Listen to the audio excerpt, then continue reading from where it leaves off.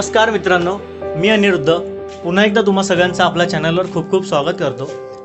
साधारण 3 महिने झाले मी गावाला आहे आणि शिपोशी गावापासून जवळजवळचे जे काही बेस्ट स्पॉट होते ते शूट करून व्लॉग बनवून तुम्हाला दाखवण्याचा प्रयत्न केला। पण आजचा व्हिडिओ मित्रांनो थोडासा वेगळा असणार आहे। ज्या वेळेला मी गावाला आलो त्यावेळेला पावसाळा चालू होता आणि कोकणामध्ये सगळीकडेच प्रामुख्याने भात शेती केली जाते। पण पावसाळा झाल्यानंतर आणि भात शेतीची सर्व कामं पूर्ण झाल्यानंतर काय होतं कोकणामध्ये, तर मित्रांनो जिथे व्यवस्थित पाणी अवेलेबल आहे, म्हणजे नद्यांना म्हणा किंवा विहिरींना किंवा इतर काही सोर्स असेल पाण्याचा, तर जिथे व्यवस्थित पाणी अवेलेबल आहे अशा ठिकाणी मित्रांनो वेगवेगळ्या प्रकारच्या भाज्या केल्या जातात। अशाच काही प्रकारच्या भाज्या माझ्या घरासमोरच्या मळ्यांमध्ये काकाने लावलेल्या आहेत। जर दिवाळीचा व्हिडिओ तुम्ही पाहिला असेल तर त्याच्यामध्ये काका नांगरताना दिसतोय, म्हणजे त्या मळ्यांची नांगरणी चालू होती त्यावेळेला। आणि आत्ता साधारण त्या भाज्यांची व्यवस्थित वाढ झालेली आहे।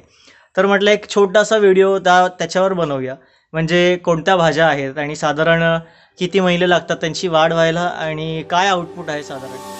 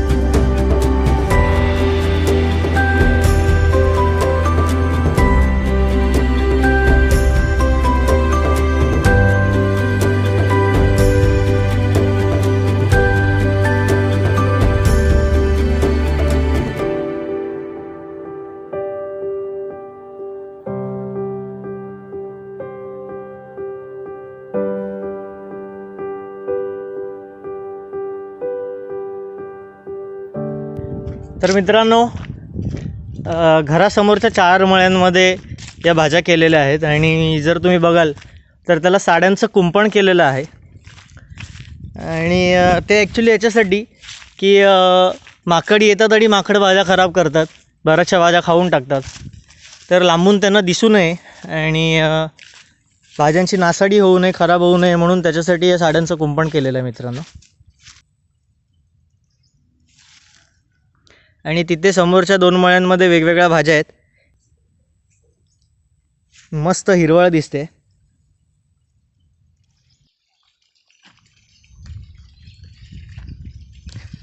तर मित्रांनो इथे मुळा आहे आणि लाल माठ आहे। साधारण 15-20 दिवसात त्याची वाढ होते आणि त्याच्यानंतर 15-20 दिवसानंतर परत पेरायचे इकडे, पुन्हा 15-20 दिवसानंतर त्याची वाढ होईल, म्हणजे हे सायकल चालू राहील।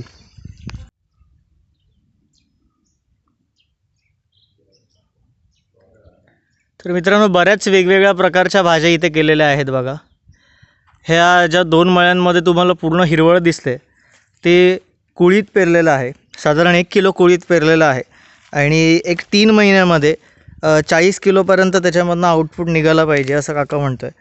हे इथे मुळा आहे आणि मुळ्याबरोबर लाल माठ आहे मित्रांनो, हे इथे एकत्रच पेरलेलं आहे बघा। आणि साधारण एक 15-20 दिवसामध्ये त्याची पूर्ण वाढ होते आणि त्याच्यानंतर पुन्हा पेरणी केली जाते। इथे मित्रांनो भेंडी आहे एका बाजूला आणि त्याच्या समोरच तिकडे फरसबी आहे।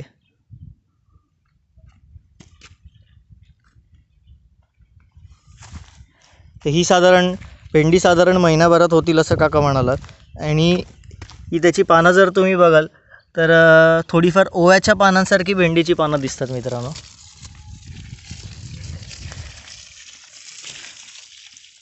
मस्त दिसतंय ते, एकदम हिरवागार दिसतंय।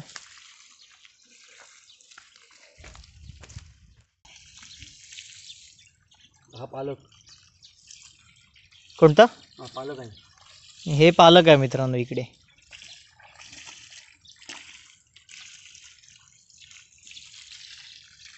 वांग्याचं आणि मिरचीचं बी टाकलेलं आहे। हां रोपं उगवायला आता रोपं उगवलेले आहेत बारीक, हां साधारण महिना लागेल। कुठे आहेत ते? हे बघ बारीक, अच्छा ती बारीक बारीक रोपं दिसतात ती। हां तुरप लाईन आहे ती तिकडून गेली. हां मध्ये साधारण महिना लागेल, महिन्यात त्याला येते. मिरची आणि वांग. हां, अच्छा. आणि हे पालक व्हायला साधारण किती वेळ लागतो? पालकला होईल 8 दिवसात होईल तो. हां हां. तर मित्रांनो, मिरची आणि वांगंसुद्धा पेरलेलं आहे इथे. आणि 7-8 दिवसात हे पालक जे आता तुम्हाला दिसतंय बारीक बारीक ते होईल. आणि त्याच्या मागे मिरची आणि वांग आहे जे जास्त दिसत नाही ॲक्च्युली, ते सुद्धा महिन्याभरात होईल.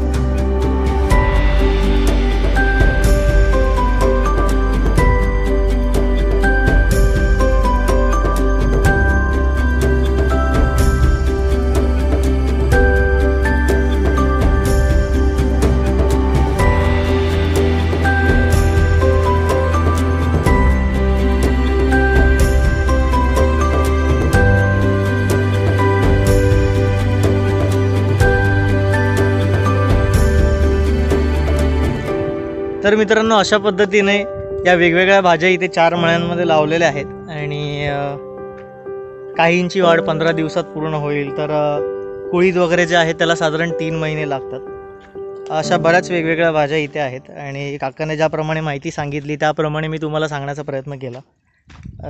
त्याच्यापेक्षा जास्त तुम्हाला काही वेगळी माहिती असेल तर कमेंटमध्ये मला पण नक्की सांगा.